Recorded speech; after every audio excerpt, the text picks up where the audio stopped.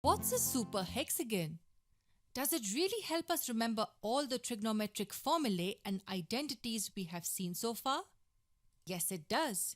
It's a simple hexagon which looks like this. All we need to do is join all the opposite vertices, and that gives us 3 diagonals. We write the number 1 in the center. It's still difficult to believe that one hexagon can lead us to so many formulae. To know the formulae, we give the 6 function names to each of the 6 vertices. But there is a particular way in which we need to write it. We start writing from this vertex, go around the hexagon, and end at this one.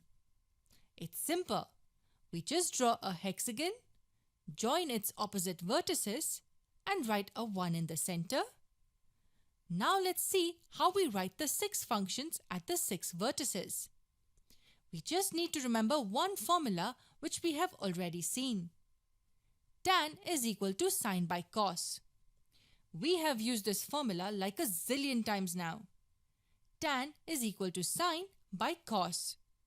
We start at this vertex and write tan, sine, cos in the clockwise direction. Tan, sine, cos. Now 3 functions and 3 vertices remain. We write cot opposite to tan. Remember, cotangent opposite to tangent. What remains is cosec and sec.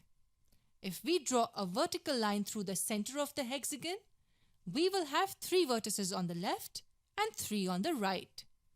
So to remember what's written on this vertex, just remember that we have all functions starting with c on the right side. So we write a cosec here, and what remains is sec. That's all you need to remember about how the super hex has to be drawn. 3 diagonals joining the opposite vertices, the number 1 in the center, and the 6 functions at the vertices. So let's draw the super hex on a new page. A hexagon with 3 diagonals joining the opposite vertices, the number 1 at the center, tan is equal to sine by cos, cot opposite to tan, cosec here since all c's are on the right, and what remains is sec. Are you ready? You're going to learn a whole set of trigonometric formulae. This video is fun but also very long as we will be covering most of the trigonometric formulae we have studied before. To understand the first set of formulae, let's try going around the hexagon in the clockwise fashion. We go like this. This tells us that tan theta equals sine theta by cos theta. Well, that's how we started making our hexagon. Now let's see the next 3 functions in clockwise direction. These 3. This tells us that sine theta equals cos theta by cot theta. The first one equals the second one by the third one. Take the next 3 functions clockwise. First equals second by third. Hence, cos theta equals cot theta by cosec theta. And if we take the next 3 functions, we can say that cot theta equals cosec theta by sec theta. And we will get 2 more formulae if we go clockwise. Cosec is equal to sec by tan, and sec is equal to tan by sine. Wasn't that simple? 1 hexagon and 6 formulae without any effort. Great, but what if you forget that you had to go clockwise and you go anti-clockwise instead? Let's say you started like this, in the anti-clockwise direction. Don't worry, the pattern still holds true. First will equal second by third. Tan theta equals sec theta by cosec theta. First equals second by third. If we take these 3 functions anti-clockwise, we can write sine theta equals tan theta by sec theta. If these 3, then cos theta equals sine theta by tan theta, and the list goes on. Whether you go anti-clockwise or clockwise, first will always equal second by third. We can easily get 3 more here. One simple hexagon and 12 formulae. Is that all? No, there's more. Let's draw the superhex on a new page to understand what else there is. We draw the superhex and write a 1 in the center. Tan is equal to sine by cos. Cot opposite to tan.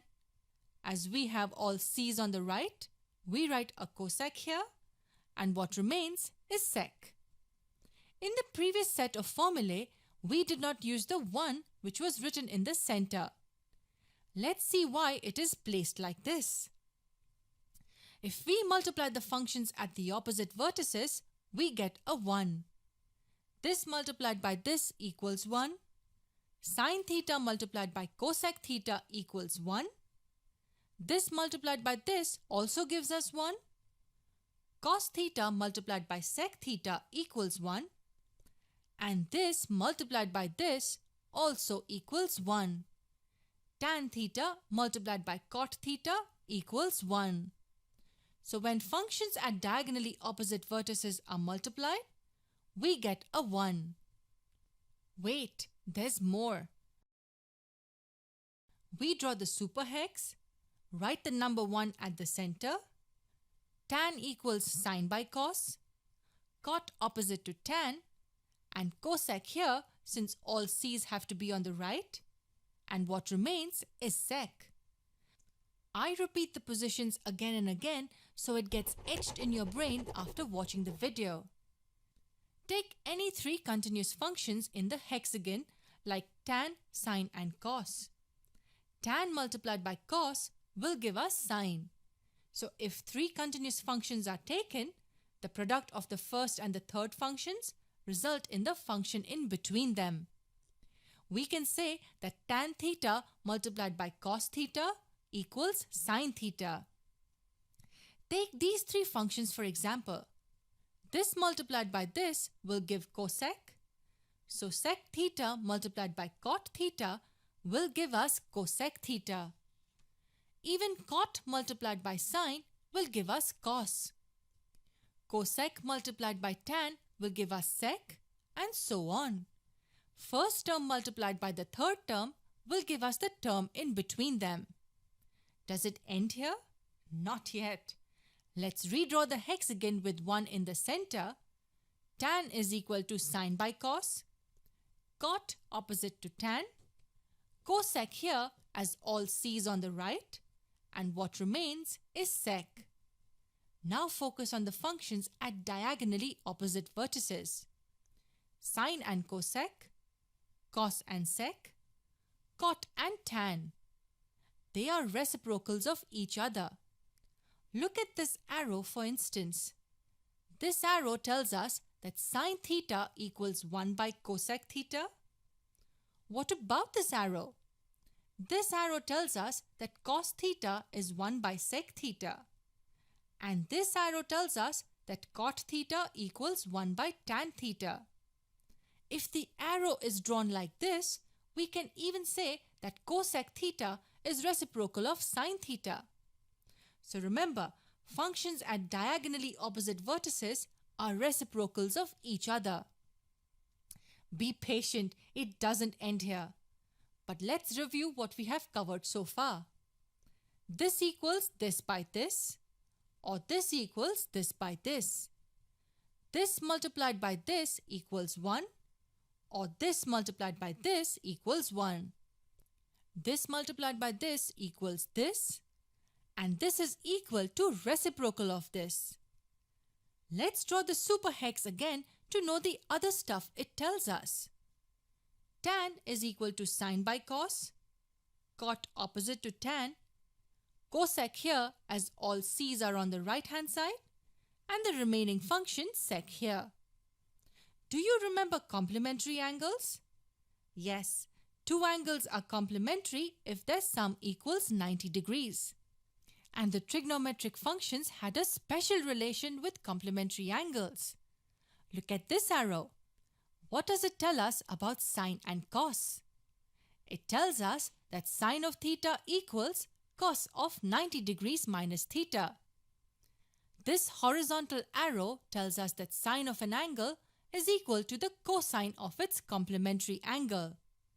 Similarly, this arrow tells us that tan theta equals cot of 90 degrees minus theta. And this arrow tells us that sec theta equals cosec 90 degrees minus theta. And if the arrow is drawn this way, it will tell us that cos of theta equals sine of 90 degrees minus theta.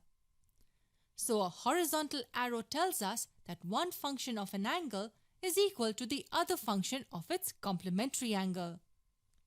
I think I have lost track of how many formulae the superhex has helped us remember. And there's more. This is the superhex again with a 1 in the center. Tan is equal to sine by cos, cot opposite to tan. Cosec is written here as we have all the c's on the right hand side, and the only remaining function sec is written here. Look at the figure. There are 6 triangles formed inside. Focus on 3. This one, and this one. Let's zoom out slightly. Okay, so here we go clockwise within each of the triangles starting with top left position. Like this. Sine, cos and 1. This gives us one very important identity. This squared plus this squared equals this squared. So sine squared theta plus cos squared theta equals 1. Now let's go clockwise in this triangle. This squared plus this squared will equal this squared. 1 plus cot squared theta will equal cosec squared theta. If we go clockwise in this triangle, we get tan squared theta plus 1 equals sec squared theta. Amazing, isn't it? This arrow can also be drawn anti-clockwise from the bottom of the triangle, like this.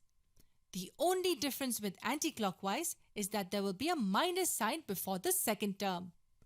So it will be this squared minus this squared equals this squared.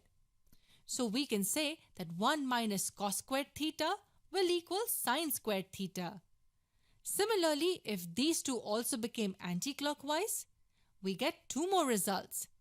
Cosec squared theta minus cot squared theta equals 1. And sec squared theta minus 1 equals tan squared theta. Now you know why we call it super. One hexagon helped us with so many formulae in trigonometry. But hang on, you have to practice this procedure well, because there are a few things you need to remember here too. The position of the functions, the directions of arrows, and so on. This video is not a substitute for all the other videos done before this. It's just an add-on. Memorizing formulae can never be the solution. Make sure you understand all the formulae we derived in the previous videos.